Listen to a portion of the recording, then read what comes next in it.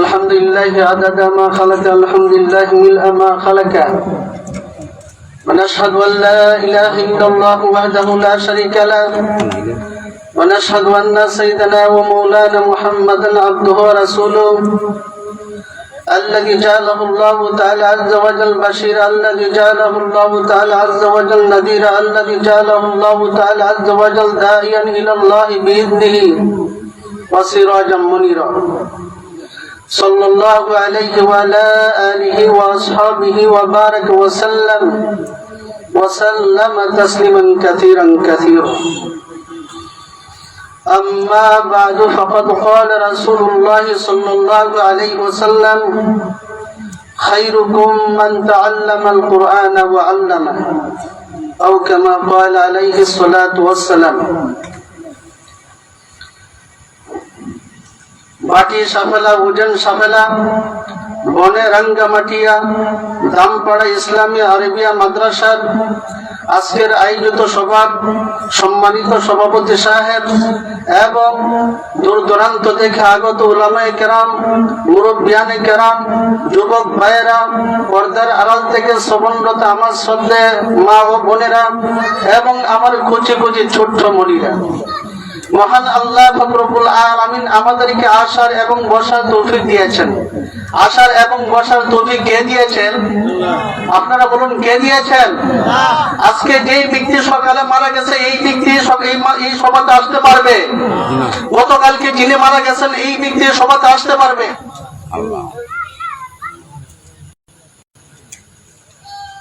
আপনারা বলেন, আসতে পারবে কি সভাতে? না, আসতে আর পারবে না।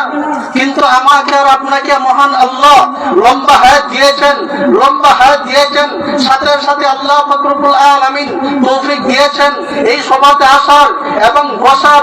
আল্লাহ তাকেই সভাতে আসার এবং বসার তৌফিক দান করেন, যাকে আল্লাহ মহব্বত করেন, যাকে আল্লাহ পছন্দ করেন, যাকে আল্লাহ ভালোবাসেন, যার প্রতি আল্লাহ সন্তুষ্ট, তাকে আল্লাহ রব্বুল আলামিন এই সভাতে আসার এবং বসার তৌফিক দান করেন। জনগণ ঠিক কিনা? সবাইকে নয়, যাকে আল্লাহ রব্বুল আলামিন ভালোবাসেন না, মহব্বত করেন না, তার বাড়ি যদি এই মাহফিলের পাশও হয়, এরপর এই সভাতে আসতে পারবে না। কারণ কি? মহান আল্লাহ তাকে ভালোবাসেন নাই।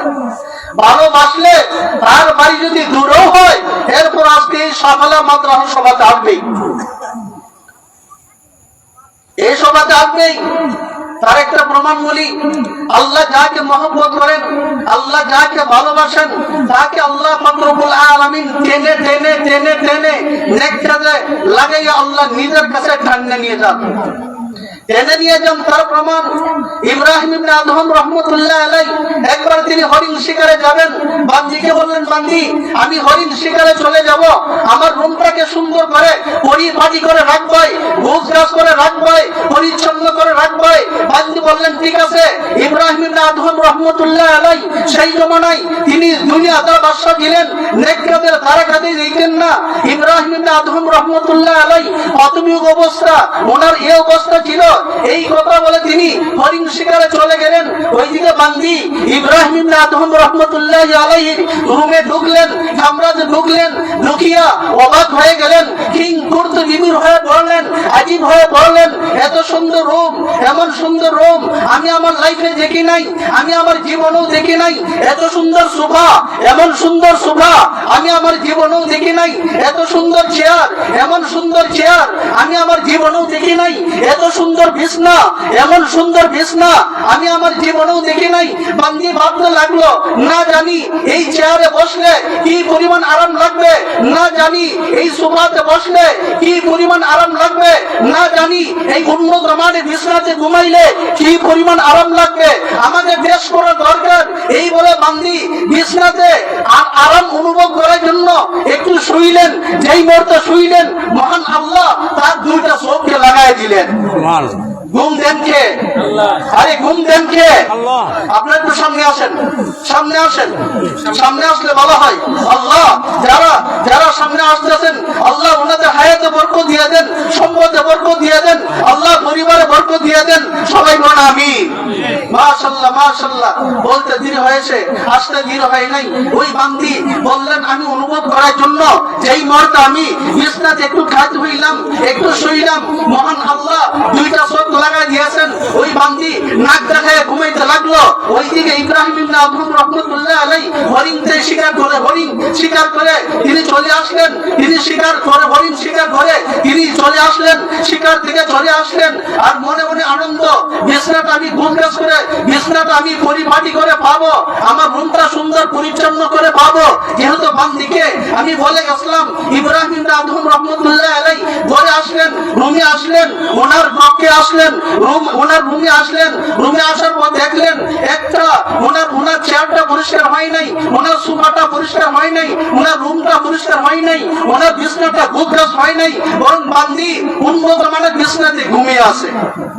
এখন বলেন ওনার বান্দির প্রতি মহব্বত বাড়বে না রাগ বাড়বে? রাগ বাড়বে।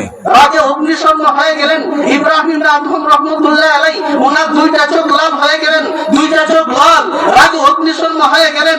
আমি তার বাদশা, আমি বাদশা, বাদশাহী বিছনাতে সে কি করে ঘুমায়, এই দুঃসাহস কোথায় থেকে পেল?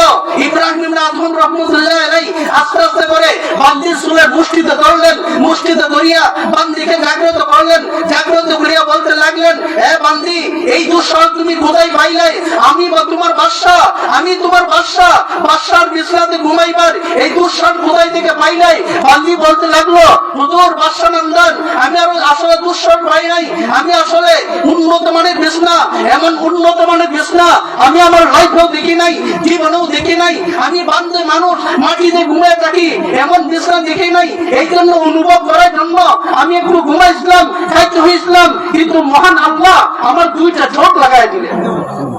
আমি তো বুঝ করি নাই, আল্লাহ লাগাই দিচ্ছেন ঘুম দেখে। ওয়াজালনা নাওমাকুম সুবাতা। আল্লাহ বলেন আমি তোমাদের ঘুমকে বানাইছি আরামদায়ক, ঘুমকে বানিয়েছি আরামদায়ক, ঘুম খেয়ে দেন। আল্লাহ দেখবেন ঘুম যেহেতু আল্লাহ দেন, এই জন্য বান্দাকে ঘুম দিলে তার চোখে ঘুম আসবে, তার অন্তরে শান্তি আসবে। যেই বান্দাকে ঘুম দেয় না, ঘুম দেন না মহান আল্লাহ, ওই বান্দার ঘুম আসে না। অহরহ ঘটনা আছে, তার ঘুম নাই, ট্যাবলেট খেয়ে তার ঘুমাইতে হয়। জোরে বলুন ঠিক কিনা? বান্দি বললেন আমার কোনো দোষ নাই, অনুভব করার জন্য, আরামটা অনুভব করার জন্য ঘুমাইছিলাম, মহান আল্লাহ দুইটা চোখ লাগাই দিলেন, এই জন্য ঘুমিয়ে আছি। ইব্রাহিম ইবনে আদহাম বললেন, তুমি যেহেতু ঘুমাইছো, তোমার শাস্তি পাওয়ার দরকার, এই জন্য তোমাকে আমি 100 বেত্রাঘাত করবো।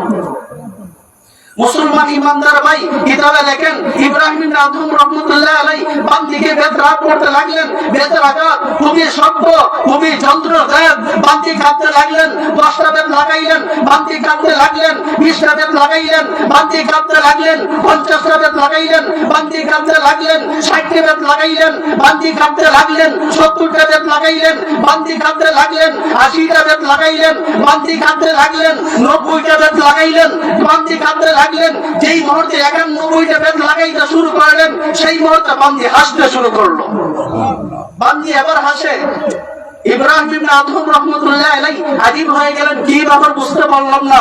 যেই মুহূর্তে 91টা বেত লাগা শুরু করলাম, বান্দি হাসে। 92টা দিলেন, বান্দি হাসে। এইভাবে 100টা বেত রাত পুরা করলেন, বান্দি হাসতেই শুরু করলো।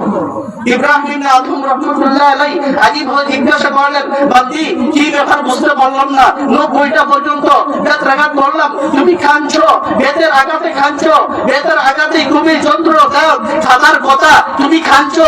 কিন্তু যেই মুহূর্তে 91টা বেত রাখা শুরু করলাম, তুমি হাসতে শুরু করলাই, হাসতে শুরু করলাই। তার কারণ কি বলো, কারণ কি বলো? তখন বান্দি বলতে লাগলো, তার কারণ কি জানেন? হে ইব্রাহিম ইবনে আদহাম রাহমাতুল্লাহ আলাইহি, আমি সামান্য সময় রেস্ট নেওয়ার জন্য আপনার বিছনাতে কি আরাম তা উপভোগ করার জন্য একটু খাট হয়েছিলাম, শুয়েছিলাম। মহান আল্লাহ দুইটা চোখ লাগাই দিয়েছেন, দুইটা চোখ লাগাই দিয়েছেন। এই জন্য আপনি আমাকে একটা দুইটা নয় 100 বেত্রাঘাত করেছেন, অত্যন্ত ইব্রাহিম ইবনে আদহাম, আপনি অনেক বছর ধরে উন্নত মানের চেয়ারে বসতেছেন, উন্নত মানের সোফায় বসতেছেন, উন্নত মানের বিছানায় ঘুমাইতেছেন, কিন্তু ঠিক মতো নামাজ পড়েন না, ঠিক মতো দান খয়রাত করেন না, ঠিক মতো রোজা রাখেন না, আল্লাহর বিধান পালন করেন না। না জানি মহান আল্লাহ আপনার জন্য পরকালে কি পরিমাণ শাস্তি আছে। ওই ইব্রাহিম ইবনে আদহাম, আমার শাস্তি তো দুনিয়াতে পেয়ে গেছি, পরকাল আর শাস্তি নাই, এই জন্য শুকরিয়া স্বরূপ আমি হাসতে শুরু করলাম। এই জন্য ইব্রাহিম ইবনে আদহাম, আমি বান্দে বলতেছি, এখনো সময় আছে আল্লাহকে বই করো। আমরা কাকে বই করি? জুড়ে বলুন না, কাকে বই করি? আল্লাহকে। মুসলমান ইমানদার ভাই ইব্রাহিম ইবনে আদহাম রাহমাতুল্লাহ আলাইহি ভাবতে লাগলেন, বান্দি যা বলেছেন সত্য বলেছেন, সঠিক বলেছেন, আমি তো উন্নত মানের বিছানায় ঘুমাই, বাসায় চেয়ারে বসি, ঠিক মতো নামাজ পড়ি না, ঠিক মতো রোজা রাখি না, আবার ভেটাই দেখাই, এমন মানুষ সমাজ আসে না? নাই, আছে। আবার উলামায়ে কেরামকে ভুল ধরে, ইমাম সাহেবকে ভুল ধরে, অথচ সে ঠিক মতো নামাজ পড়ে না, ঠিক মতো রোজা রাখে না, তার নিজের কত ভুল, সেই ভুলের খবর নাই, আর এসে ইমামের ভুল ধরে, মাদ্রাসা মুফতি সাহেবের ভুল ধরে। নাউযুবিল্লাহি মিন যালিক। মুসলমান ইমানদার ভাই ইব্রাহিম ইবনে আদহাম রাহমাতুল্লাহ আলাইহি এই ঘটনা বান্দি যখন বললেন, ওনার কথা এমন অ্যাকশন করলো, ভাবতে লাগলেন বান্দি যা বলেছেন সত্য বলেছেন, ওনার মনে অবস্থা ভালো না। পরের দিন গিয়া রাজসিংহাসনে গিয়া বসলেন, এই মুহূর্তে বসলেন, তখন অন্যান্য মন্ত্রীরা দেখলেন ইব্রাহিম ইবনে আদহাম রাহমাতুল্লাহ আলাইহি মাথা ঝুঁকাইতেছেন। তারা ভাবলেন ওনার মনের অবস্থা মনে হয় ভালো নয়, এই জন্য মাথা ঝুঁকাইতেছেন। কোন মন্ত্রী মিনিস্টার ওনাকে প্রশ্ন করার সাহস হয় নাই, এই অবস্থায় একজন মুসাফির আসলেন। মুসাফির আসিয়া এই পাহারাদারকে বলতে লাগলেন, বাদশাহী পাহারাদারকে বলতে লাগলেন, আমি মুসাফির মানুষ, সফর করতে করতে আমি টায়ার্ড হয়ে গেছি, ক্লান্ত হয়ে গেছি, পেরেশানি হতাশাগ্রস্ত হয়ে গেছি, এই জন্য এইটা হলো মুসাফির খানা, এখানে রেস্ট নিব, রেস্ট নিয়ে আমি চলে যাব। পাহারাদার বলতে লাগলেন, এটা হলো বাদশাহী খানা, এখানে আপনি রেস্ট নিতে পারবেন না, এটা মুসাফির খানা নয়। মুসাফির বলতে লাগলো, না এটা মুসাফির খানা। এক পর্যায়ে পাহারাদার ইব্রাহিম ইবনে আদহাম রাহমাতুল্লাহ আলাইহির কাছে গিয়ে বলতে লাগলেন, এক মুসাফির আসছে, সে বলে এটা মুসাফির খানা, কি করতাম? বাদশা বলতে লাগলেন, তাকে আসার অনুমতি নিয়ে দাও।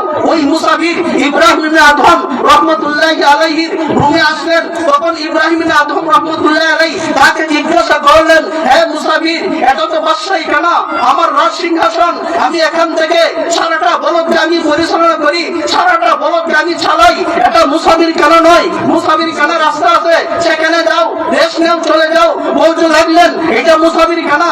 বাদশা বললেন, মুসাফির খানা, তার প্রমাণ কি? বলতে লাগলেন, আপনি তো এখন এই সিংহাসনে আছেন, আপনার আগে কে ছিলেন? আমার বাবা, উনি আছেন না নাই? বললেন নাই। ওনার পূর্বে কে ছিলেন? ওনার বাবা, উনি আছেন না নাই? বললেন নাই। ওনার পূর্বে কে ছিলেন? ওনার বাবা, উনি আছেন না নাই?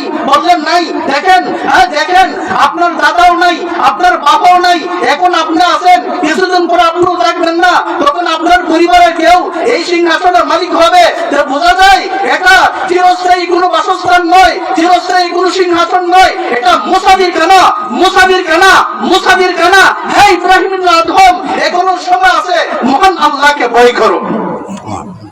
এই কথা যখন এই মুসাফির বললেন, ইব্রাহিম ইবনে আদহাম রাহমাতুল্লাহ আলাইহি ভাবতে লাগলেন, বাস্তবে মুসাফির যা বলেছেন সত্য বলেছেন।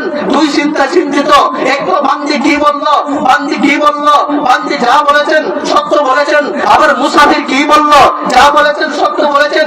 দুই চিন্তা নিয়ে তিনি রুমে গেলেন, ঘুমাইতেন, কিন্তু চিন্তা তাহলে ঘুমে ধরে। আপনারা বলুন, চিন্তা তাহলে ঘুমো ধরে, মনে ফেরেশানি থাকলে ঘুমো ধরে। ইব্রাহিম ইবনে আদহাম রাহমাতুল্লাহ আলাইহি দুই চিন্তা, বান্দি কি বলেছে, যা বলেছে সত্য বলেছে, মুসাফির কি বলেছে, যা বলেছে সত্য বলেছে। দুই চিন্তা চিন্তিত, এই জন্য ঘুমে ধরে না। গভীর রাত হয়ে গেল, হঠাৎ করে ছাদের মধ্যে শুনলেন টক টক করে আওয়াজ শোনা যায়, কে যেন হাঁটাচলা করতেছে, টক টক করে আওয়াজ শোনা যায়। জিজ্ঞাসা করলেন, কে? বললেন, আমি রাখাল।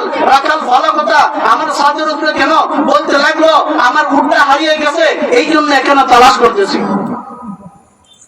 ইব্রাহিম ইবনে আদহাম রাহমাতুল্লাহ আলাইহি বলতে লাগলো, তুমি তো একদম নির্বোধ। আরে উট হারাইলে জঙ্গল হারাইবে, উট রাখা হয় জঙ্গলে, ছাদের উপরে রাখা হয় না, ছাদের উপরে রাখা হয় না, এই জন্য হারাইলে জঙ্গলে হারাইবে, ছাদের উপরে হারাইবে না। এই জন্য তুমি তালাশ দিয়া করো জঙ্গলে, তুমি জঙ্গলে তালাশ না করে ছাদের উপরে তালাশ করতেছো, এই জন্য তুমি একটা নির্বোধ।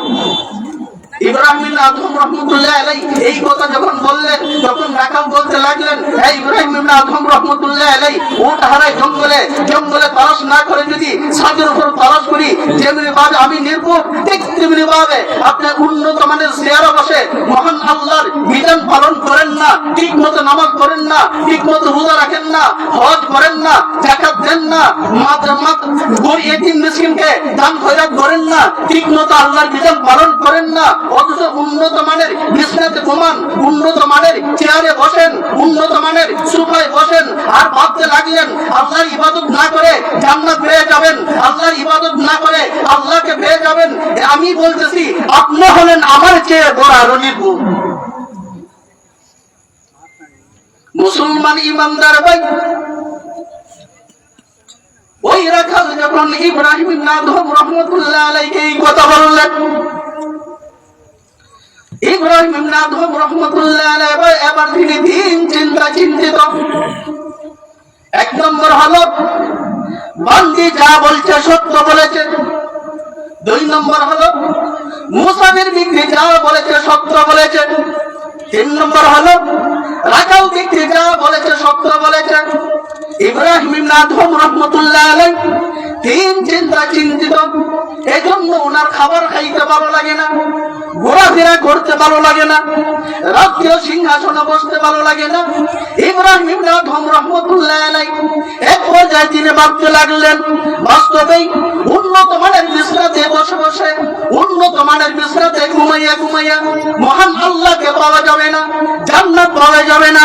মহান আল্লাহকে পাইতে হলে আল্লাহ রাস্তা বের হতে হবে, জান্নাত পাইতে হলে আল্লাহ রাস্তা বের হইতে হবে। মুসলমান ইমানদার ভাই, ইব্রাহিম আদম রহমতুল্লাহ আলাইহি এই ভাবনা পাইয়া তিনি সিংহাসনে গেলেন, মন্ত্রীকে ডাকলেন, মন্ত্রীকে ডেকে বলতে লাগলেন, আজকে থেকে এই সিংহাসনের মালিক হইলে তুমি, বলকের বাদশা আমি নই, নেও রাজমুকুট, নেও উন্নত মানের পোশাক। মুসলমান ইমানদার ভাই, বাদশাহী পোশাক তিনি খুলে ফেললেন, রাজকীয় মুকুট তিনি খুলে ফেললেন। এগুলো তিনি খুলে মন্ত্রীকে তিনি গচ্ছিত করলেন, মন্ত্রীকে বসাইলেন। এরপরে ইব্রাহিম আদম রহমতুল্লাহ আলাইহি নিম্ন মানের পোশাক পরিধান করলেন, সামান্য পরিমাণ খাবার নিয়ে আল্লাহর রাস্তায় বের হয়ে গেলেন। আল্লাহকে পাওয়ার জন্য, জান্নাত পাওয়ার জন্য জঙ্গলে গেলেন। সেখানে নির্দ্বিধায় আল্লাহ ইবাদত করতে লাগলেন, মহান আল্লাহ জিকির করতে লাগলেন, নামাজ পড়তে লাগলেন, জিকির করতে লাগলেন। এক পর্যায়ে মহান আল্লাহ ইব্রাহিম আদমকে বিশ্ববিখ্যাত ওলি বানিয়ে দিলেন। সুবহানাল্লাহ, একটু জোরে বলুন না সুবহানাল্লাহ।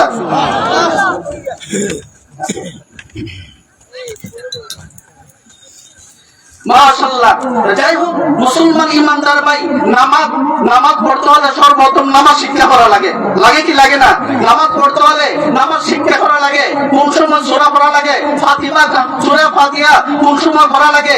এরপরে সূরা ফাতিহার সাথে কোন সময় সূরা মিলাইতে হয়, কয়টা সূরা লাগে, বা সূরা কেন সহি শুদ্ধ করে পড়তে হয়, এগুলো তো সহি শুদ্ধ করে পড়তে হয়। তাহলে মাদ্রাসা দরকার আছে না নাই? এই মাদ্রাসা দরকার আছে না নাই? বলুন তো, এই মাদ্রাসা কিয়ামত পর্যন্ত টিকে থাকার জন্য আপনি